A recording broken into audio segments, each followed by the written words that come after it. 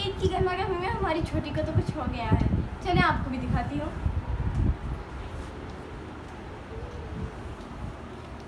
आपका नाम क्या है? दची। क्या कहा? दची। छोटी बोलो, छोटी। दची। देखा फ्रेंड्स, गर्मी से इसका ये हाल हो गया है। इसकी बातें हमें समझ में ही नहीं आ रही। अब देखें, इससे कुछ और पूछते हैं। गोश्त के अलावा आपको और क्या पसंद है? मुझे आले आंडू बहुत पसंद है। अब ये क्या बुला है? आले आंडू। अच्छा, तो शायद आप आलू अंडे कह रही हो। नहीं, आले आंडू। अच्छा बनाती हूँ। तुम गेम खेलो।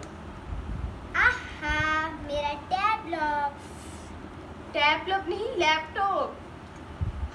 टैबलेट। लैपटॉप। टैबलेट। देखिए फ्रेंड्स, इसका तो कोई हाल नहीं। अब बस आप दुआ करें।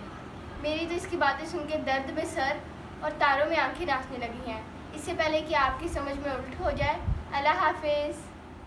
फ्रेंड्स, हमारी वीडियो को लाइक करें, हमारे चैनल को सब्सक्राइब करें, बेल आइकन को दबाना मत भूलिएगा।